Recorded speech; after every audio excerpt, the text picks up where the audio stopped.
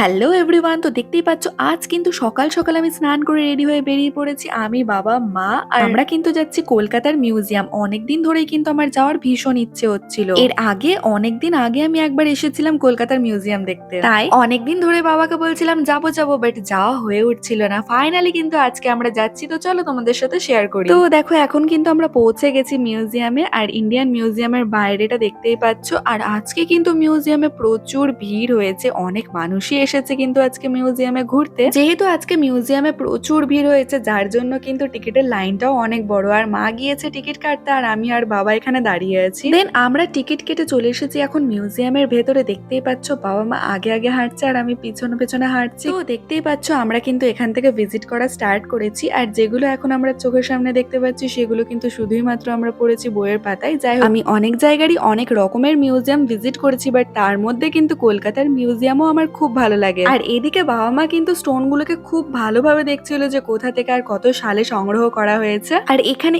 এই যে বড় স্টোনটা দেখতে পাচ্ছ, এইটা কিন্তু কালেক্ট করা হয়েছে গৌড় পশ্চিমবঙ্গ থেকে। আরো বিভিন্ন ধরনের স্টোন কিন্তু এখানে আমরা দেখতে পাই, যেগুলো দেখতে খুব ইউনিক। আর এইখানে কিন্তু আমরা দেখতে পাই বিভিন্ন রাজার বিভিন্ন সময়ের কিন্তু মোহর বা মুদ্রা, যেগুলো কিন্তু আমি হিস্ট্রি বুকে আগে ছবি দেখেছি। গোল্ড, সিলভার, কপার অনেক ধরনেরই কিন্তু এখানে মুদ্রা দেখতে পেলাম। আর তার মধ্যে কিন্তু এখানে আমার নজরে পড়ে গেছে আকবর, তারপর হুমায়ুনের সব মুদ্রা, আর যেগুলো সম্বন্ধে কিন্তু আমি অনেক পড়েছি হিস্ট্রি বুকে, বাট আমার খুব একটা হিস্ট্রিতে ইন্টারেস্ট ছিল না। যাই হোক, বাট আমার এইগুলো প্রাচীন জিনিসপত্র কিন্তু দেখতে ভীষণই ভালো লাগে, যার জন্যই কিন্তু আমি মিউজিয়ামে আসার জন্য ভীষণ জেদ করছিলাম। আর এইখানে দেখো যেসব কিন্তু লুপ্তপ্রায় প্রাণী, মানে যেগুলোকে কিন্তু এখন একদমই আর দেখতেও পাওয়া যায় না, সেই সব প্রাণীকে কিন্তু সংগ্রহ করে রাখা হয়েছে। তার মধ্যে কিন্তু পেঙ্গুইনও পড়ছে। আর এইখানটাই কিন্তু আমরা দেখতে পাই রূপোর শাড়ি, সোনার জড়ি দেওয়া কুর্তা, আরো বিভিন্ন ধরনের কিন্তু প্রাচীন যুগের বস্ত্র। তারপরে দেখতে পাই বিভিন্ন ধরনের কিন্তু অঙ্কন করা চিত্র,